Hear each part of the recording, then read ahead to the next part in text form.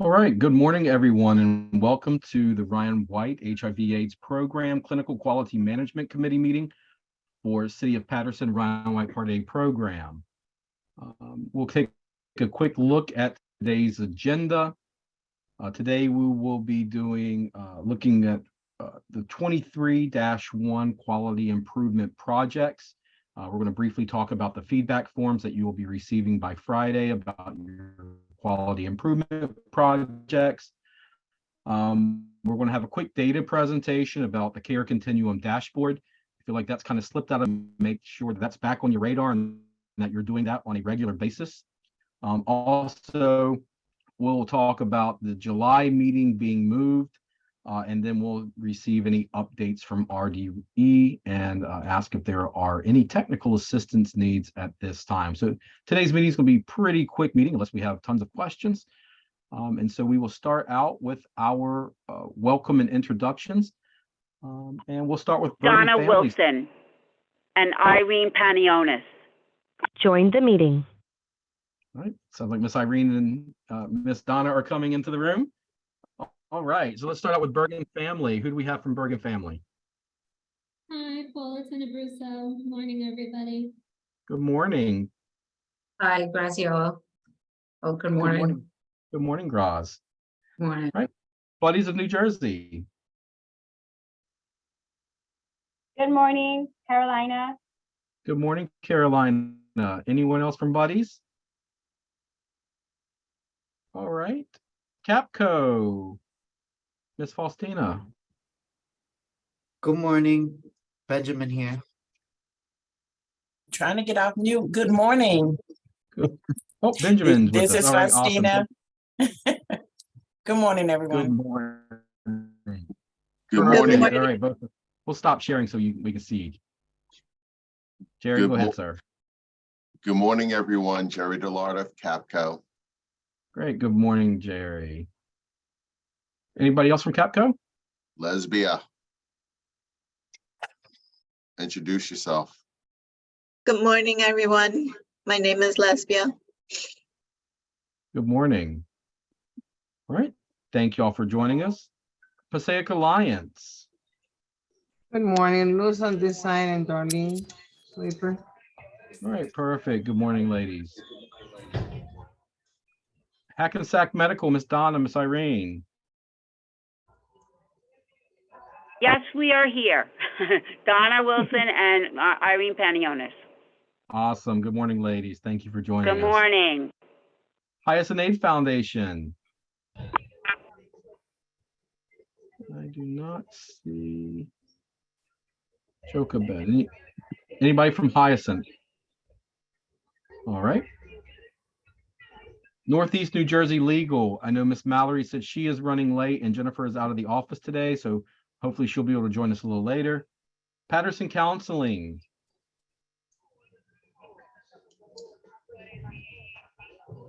Nobody. Okay.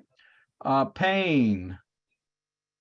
Good morning, everyone. Jerry Dillard, COO at Payne. Perfect. Thank you, Jerry.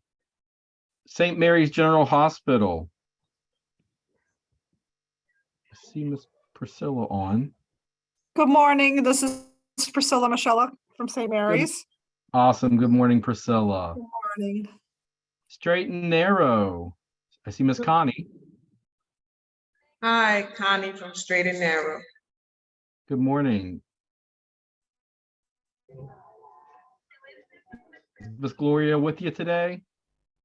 Nope, no Miss Gloria. All right.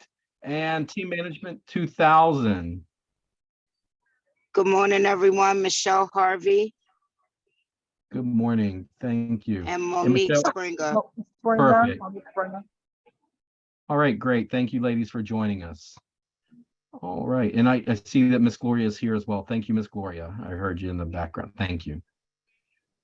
All right, let's go back to share screen. All right, just to confirm, I want to make sure I haven't missed anybody. Anybody from Hyacinth AIDS Foundation? Northeast New Jersey Legal? St. Joseph's Hospital? Or Patterson Counseling? All right, perfect. So just some outstanding items. We are still waiting to receive quality improvement projects from both St. Joseph's and team management. So please submit those as soon as you possibly can. August will start a new round of quality improvement projects, so we ask that you get those in as soon as possible. You'll still be responsible for reporting from April till August, but please get those submitted as soon as possible. All right, so really quickly, what we'd like to do today is talk about the feedback and review of the quality improvement projects. Again, we apologize, these are a little late, but we were also waiting for people to turn them in so that we could give you the feedback and review of those quality improvement projects. So starting in August, the expectation will be that they will be submitted in August and you will receive the feedback by the next month. So by September's Quality Improvement Committee meeting, you will have feedback prior to that meeting so that you can begin your project efficiently and on time. So what we are going to do is, as we start completing organizational assessments for this grant year, you just receive a fine for not participating in quality improvement projects. If you are late, most of the stuff you're saying we can't starting hear with is the breaking second up. round of quality improvement project. Talk review.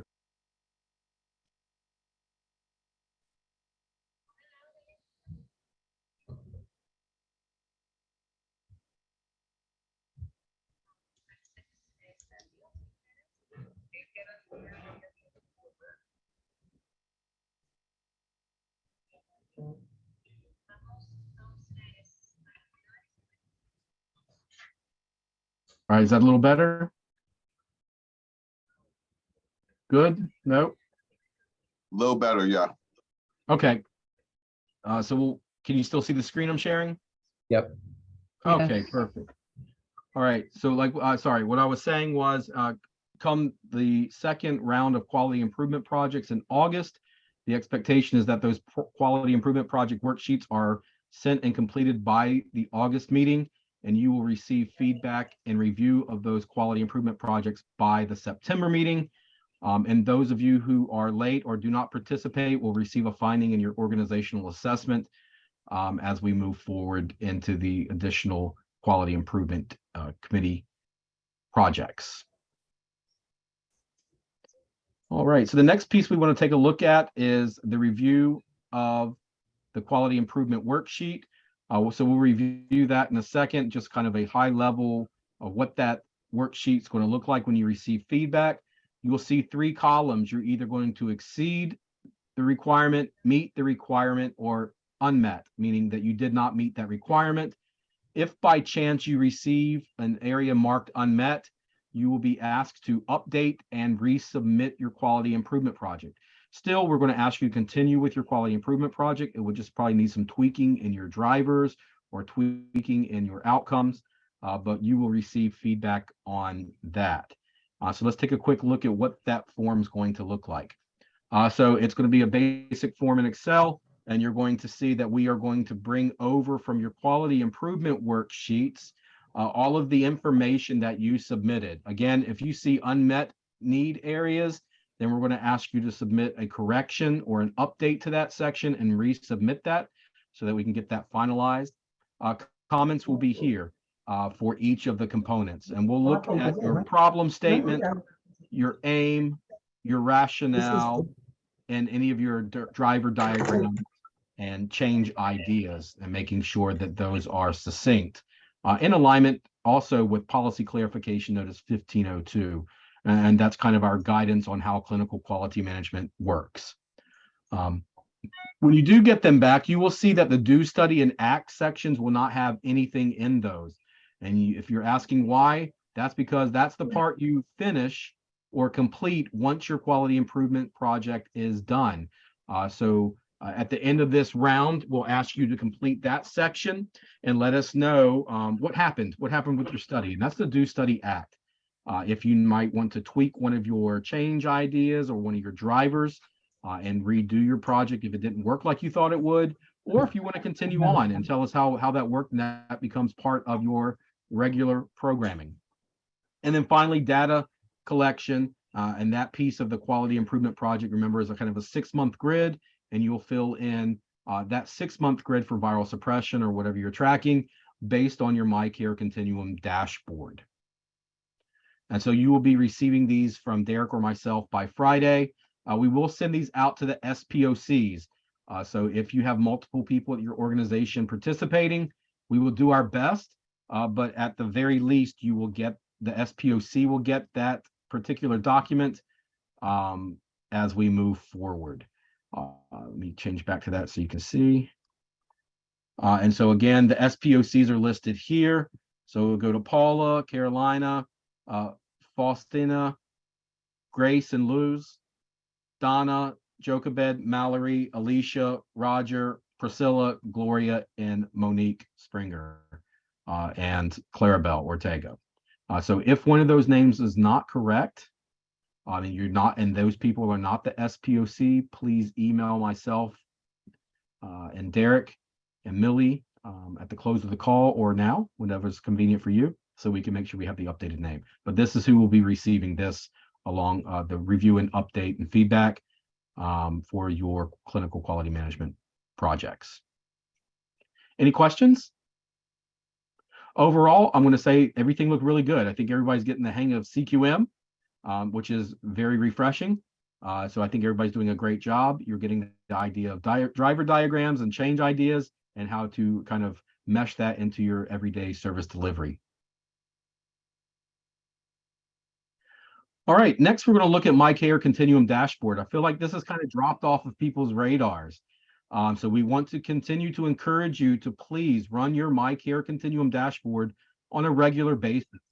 This will give you firsthand insight on what data components are missing out of eCompass. This will also give you firsthand insight on what your viral suppression rates are. So I've run the data based on the 22-23 grant year, which is from March 1st of 2022 to February the 28th of 2023. Keeping in mind, when you run your MyCare Continuum dashboard, this little red figure is your best friend. This is going to tell you who is missing information for that particular instance. So if I were to log into eCompass and I were to click diagnosed with HIV 347 are missing, if I were to click that number, it would tell me the E2 ID. And in your particular instance, it would give you more information because it's your system. It would tell you exactly who that client is and what's missing. We encourage you to please utilize this on a regular basis so that we can incorporate new data and up-to-date data in the system. And this is the way we get our best data information to make sure that our viral load suppression is going up. I will say that we are very happy to report that we have come from the 50s percentage range up into the high 70s with our viral suppression rate. So huge shout out to all of you for a huge increase in viral suppression. We know that people are virally suppressed. It's just the data component of making sure that gets into the system. Again, that's why we say the MyCare Continuum dashboard is your best friend. It's really going to help you look at who is missing data in your particular system. All right, so let's look at gender. And again, this is for jurisdiction wide, so the entire TGA. We see that 75% of males are virally suppressed at the end of last grant year. 79% of females are virally suppressed. Only 25% of those who identify as transgender are male to female are virally suppressed. If you look, we have 4 total clients. 3 of those are missing viral suppression data. So again, with such a low number in the denominator, missing 1, 2, or 3 will definitely lower our numbers. Transgender female to male, 2 in the denominator, meaning 2 of those people are still missing viral load suppression data, right? And people who identify or have not had a gender marked in the eCompass system, this is a clear indicator that somebody missed a box, right? Or it's not being tracked. There's not an option for you to track a different gender identity. Nonetheless, 2 of those are missed, 2 people who identified as unknown, 83%. Overall, we have a 76% viral suppression rate in our TGA currently. When we look at race, white, 1100, 76% viral suppressed. African American Black, 78% virally suppressed. Asian, 82% virally suppressed. Native American, Alaskan Native, 100% virally suppressed. And other race category, 50% virally suppressed. I think we can do better there as well. Ethnicity, Hispanic Latino, 75% virally suppressed. Non-Hispanic, 78% virally suppressed. And unknown, again, only 2 people marked unknown. That may just be an error clerically. And the data entry piece, again, of those 2 people, 1 does not have viral suppression data. When we look at age, 13 to 18, 100% virally suppressed, 70% virally suppressed for 19 to 24, 71 for 25 to 34, 70% 35 to 44, 79% 45 to 54, and 56 to 64 years of age, 78%, and those who are 65 or older were at 84%.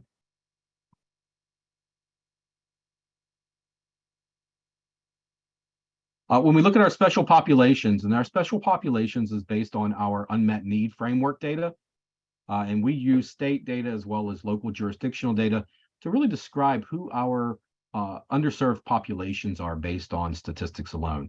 And so those 3 underserved special populations are our African American Black MSM, our Latinx community, and our transgender. Again, as we look through that, only 17% of individuals receiving services who identify as transgender are virally suppressed. So we're missing a huge viral load suppression data for our transgender population. So this, I feel like, could definitely be increased. Latinx community about 75%, and our Black MSM African Americans at 73%. So again, as you're looking at my Care Continuum dashboard, please click on those red indicators. One project that we are doing at the recipient level is looking, starting next month, we're going to run the report from RDE to see who is actually clicking those red numbers and what are you doing with it. Are you just clicking and looking, or are you clicking and going a couple steps further to see who those individuals are?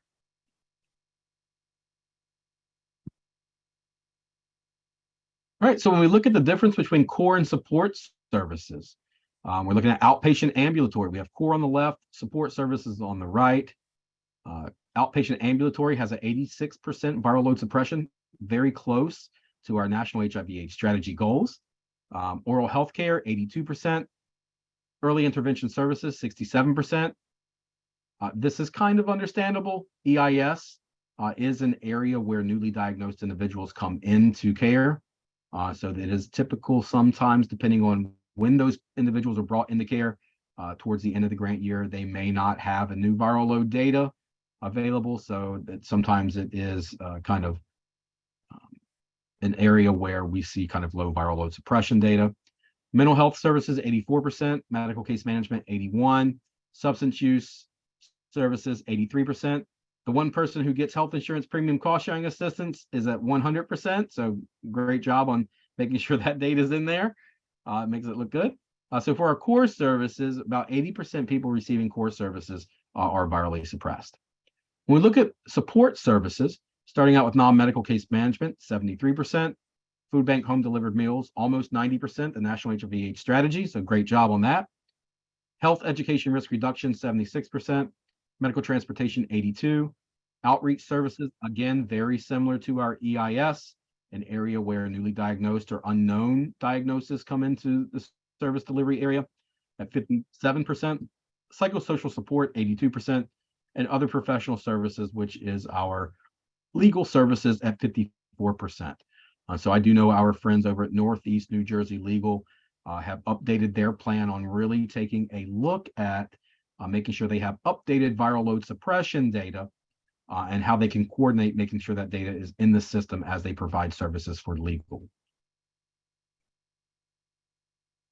All right, any questions about the high-level data presentation?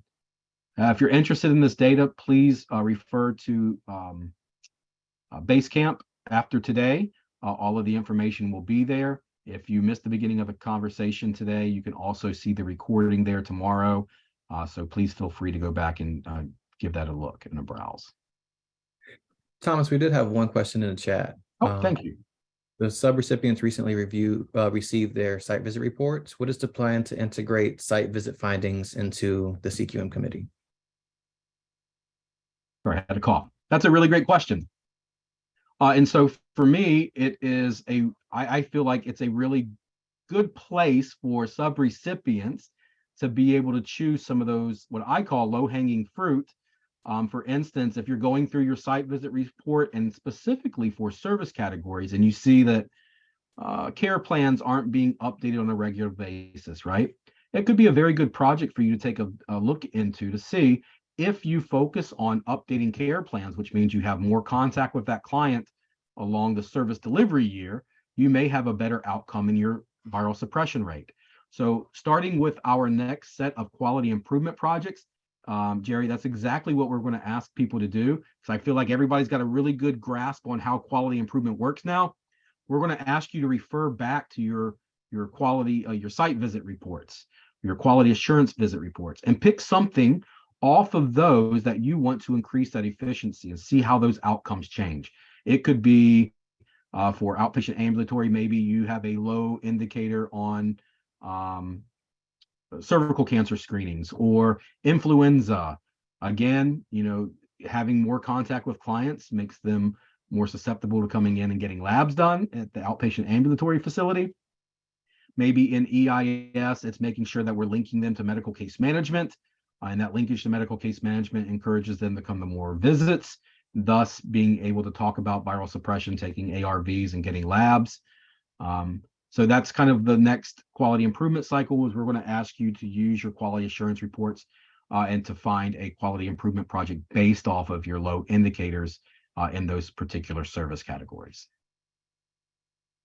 Does that help? Thank you. You're welcome, sir. Awesome. Any other questions about the data? All right. I think I saw Millie joined us. Millie, are you with us? Yes. Millie, are you there? Yes. Awesome. Let's go back really quickly and see, are there any updates from the recipient's office? I'll stop sharing.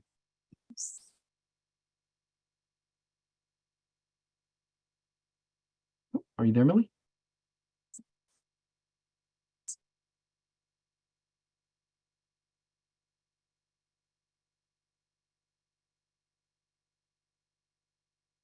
There goes my computer messing up again.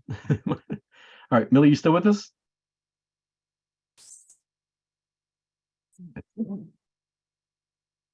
There you are.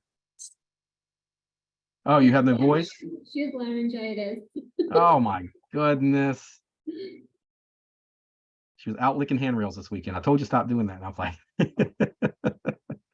all right. Well, we'll give you a pass this time. If there's any kind of high level updates, Millie, you want to give, if you want to drop those in the chat, if you have anything as far as that. If not, we will continue on then. All right. So again, you'll get these reports by Friday at the latest. All right, my next update is asking for the grace of the committee to move the July meeting. So for those of you who serve on the Planning Council, you may know that there is a conflict with your annual priority setting and resource allocations process starting on Tuesday, July the 11th. So just by a general consensus, I'll stop sharing so we can kind of see everybody's head nodding or whatever. We're asking that if you could consider us moving that meeting to Wednesday, July the 12th. Same time, same place, same channel.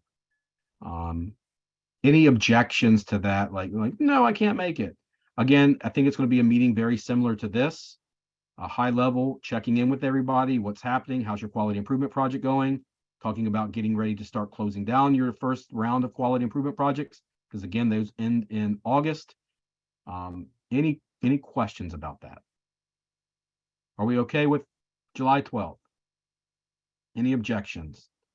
The only thing that is on the calendar that day at that time is the HIV planning group's priority setting meeting, which is from 10 a.m. to 12 p.m. I don't know if that impacts anyone but me, but. Okay, you see that's HPG? Yeah, HPG Priority Setting Okay. Committee. So there's a hour overlap. Okay, gotcha. But don't And let again- that stop us. Okay, Same for me. all right. So let me ask this, how does everybody feel about us finding a place? And since we haven't seen each other in a very long time, do you want to do the CQM meeting in person? Oh, I got the dead stare. That looked like a no. I could feel all those bad vibes coming straight through the camera. All right, so I rescind that offer. We will just move the meeting to the 12th. All right. Just asking because we'll be on site. So, all right, so we will officially. How many times do I have it up there? We will officially move that meeting to the 12th. So you will receive a calendar invite update after today's meeting. And I will change that also in Basecamp. All right, we will turn that over now to our friends at RDE. Robert, any updates from RDE, sir? Oh, no updates at this time. All right. And that we'll finalize that with, are there any technical assistance requests for clinical quality management or for our partners at RDE? Yeah, just a general question. When are we going to, I'll say, take a look at the sub-service categories under medical case management and non-medical case management? Because some of them don't fit and there's other stuff we're doing and not sure where to put that stuff. Great question. And so I will put that on my list to have a discussion with Millie, and we can see if we can bring that back here to CQM committee and have that discussion. But that would definitely have to be something that comes through the recipient's office for changes to the system. But Jerry, I think that's a great idea.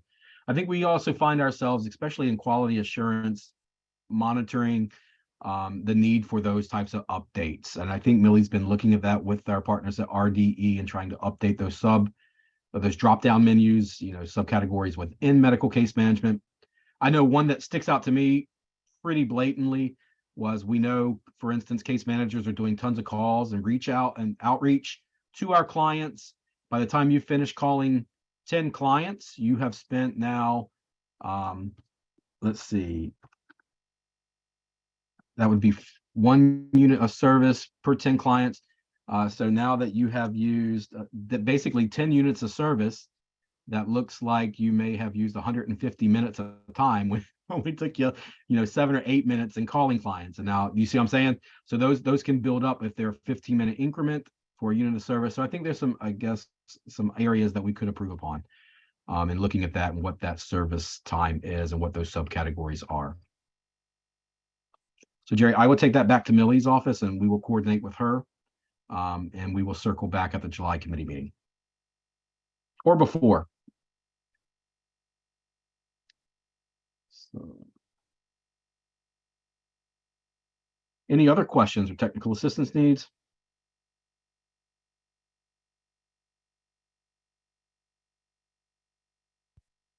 All right, I will finish sharing. Oops, I didn't move away. All right, so, and that should be Wednesday. I knew I was going to mess that up. Well, I appreciate everybody being flexible. So our next meeting will be Wednesday, July the 12th from 11 to 12:30, same place, same time, same channel. Again, we appreciate everyone's help and attendance today. Thomas? Yes. I'm sorry, this is Donna. I did write on the chat that day I happen to have a vacation day for the 12th, and we also have clinic that day, so Okay. Irene won't even be able to attend, just so you know. No worries. We appreciate it. Thank you. Yes, ma'am. Thank you. Yes, ma'am.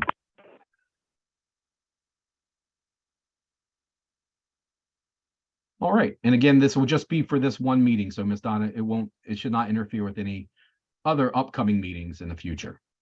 No problem at all. All right. Also, All right. Well, yes, sir. Sorry, go one ahead. more question. what is the plan for, I'll say, training and capacity development for this TGA as a whole, outside of what the Planning Council is doing? So I can't answer that one. I will have to coordinate with Millie on that question as well. And I think it's important too. I say sometimes that this may be a very good area or avenue for us to capture those capacity building and training opportunities.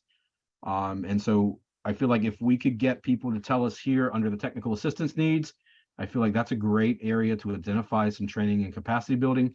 And then we can kind of incorporate that into CQM training as well as provider training. So I don't mind using this forum for that as well. And we can kind of circle back with Millie on that. So for example, I know I personally get a number of phone calls for case management training and technical assistance on how to implement case management as per our standards. From 5 different providers at least regularly. All right. Okay. Yes, sir. I have that on my list. I think that will also kind of mesh itself with maybe a case management forum, and where we can engage service providers and staff to first talk about subcategories and how we kind of would like to see that, but very high level of what is the expectation for providing case management services? What does that look like? What is the expectation for providing that in the documentation? So I hear that, and I will give that over to Millie, and we will coordinate with Millie on how to move forward with that. Any other technical assistance and capacity building? So I'd like to share that I recently did some monitoring in Tarrant County in Fort Worth, Texas. I had the opportunity to meet an organization called One Safe Place. They are an IPV organization who focuses on intimate partner violence. And I know many times, like our colleagues at the Department of Labor feel like, oh, HIV is not our fight. And sometimes I feel like maybe IPV, like how does that relate to HIV? Until recently, I know about IPV, but didn't know what type of relationship was there statistically for HIV, the LGBT community, and how those are kind of very much hand in hand. And so if we look at women who are HIV positive, they are 75% more likely to have experienced IPV. So I also wonder if those are some things that we start looking at and thinking about as, jurisdictionally. Is that an area that we need to improve upon? For me, I thought about my personal community. For instance, what happens if I were to experience IPV? Who do you call? Who helps you? I think the initial impression is like, you call the cops, right? And what are they going to do? They're not social workers. They're not going to help you work through it. They're going to put a Band-Aid on it and send you back on your way. So thinking about this in your community, what organizations do you reach out to if you have, besides your case manager and your current staff, who are specialists in IPV? Kind of like, substance use and mental health. Do we have an organization in our area who can help our clients with intimate partner violence? And so also an area that we see kind of out west that has been an issue that case managers have started addressing. And also in your colleagues in Connecticut is gambling, right? So if we have clients who have substance use disorder and the kind of that addictive personality disorder, looking at that, and gambling kind of plays along the same lines of endorphins that are emitted when you start gambling as substance use. And so our partners to the north in New Haven have began to include gambling as one of their assessments in case management. So as we think about Jerry, I think he brought up a good point of what does case management look like? Let's think as a CQM committee, some areas that may be very personal to our community. And what are we seeing that's an area that's not addressed by Ryan White specifically, or something that we kind of feel like it might not be our fight, but it really is, because we're the frontline workers of addressing client issues, right? So just things like that to think about as we move along in the CQM committee. I love to hear about things like that. So please, if you have some instances that have come up and you're like, I feel like this is unique, We talk about it, but we don't really dive into it deep. I think these are some areas, again, like Jerry said, some capacity building that we can talk about. Yep, domestic violence to go along with IPV. So thank you, Carolina.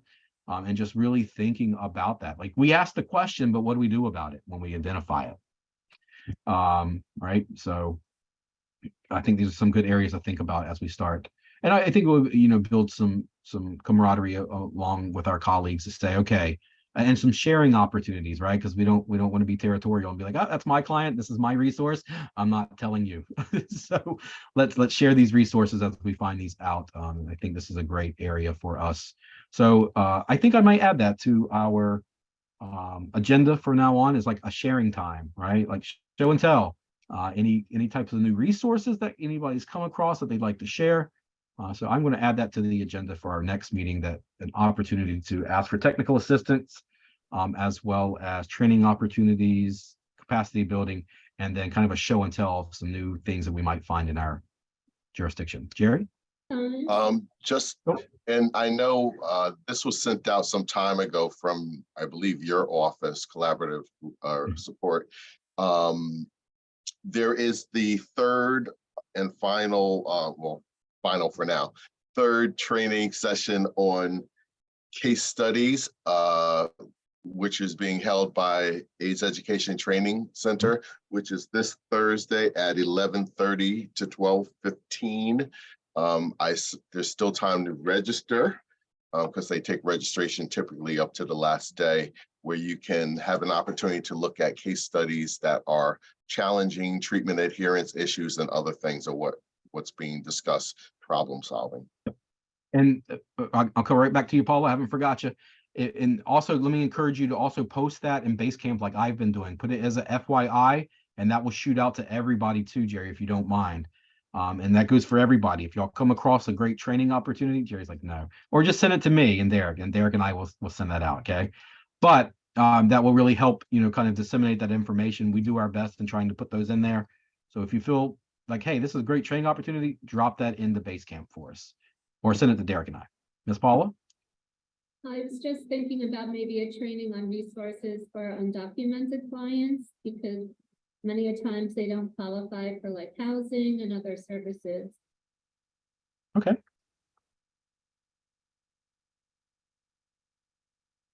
All right. That's a great one as well. Agreed. Is it your jurisdiction that's recently allowed for undocumented to get insurance, or is that New Haven? It's only for children. Oh, only for children. Okay. Only for children, yeah. Okay. Nevada somehow figured it out for everybody. I don't know how they done it, but they are giving insurance to everybody now, which is great. All right. Carolina, it's not anybody with ADDP? No, so any child in the state of New Jersey, it doesn't matter their immigration status, they are eligible for NJ Family Care. The parents still have to go through charity care. As long as the client has active charity care and ADDP, there's no problem. But before, in the past, the child will have to go under the parent's charity care. Not anymore. Now they're no longer, there's not one child on charity care. It has to be for family care. Gotcha. All right. Great to know. Thank you both for sharing. All right. Any additional comments, questions, show and tell? I sent you the case management thing training. Okay. Thank you. Thank you, Jerry. We will send that out. All right. Hearing none, we will see you again on July the 12th, which is next month on a Wednesday and not a Tuesday. We will update Basecamp to reflect that, as well as the calendar invite as soon as we are done today. Thank you again. We hope you all have a great week. And please be expecting that feedback and review for your QIPs. And I'll give a shout out to Melissa. She joined us from our organization, Collaborative Research. Melissa helped Derek and I in reviewing all of your quality improvement projects. To give you a little bit of a background, Melissa is the former recipient for the Cleveland TGA. So tons of experience in clinical quality management, tons of experience of grant administration. So we shout out to Melissa for helping us in reviewing those. Thank you, Melissa. And we hope that you all have a great rest of your week, and we will see you again soon. Let us know if you have any questions. Thank you. Bye, y'all. Thank you.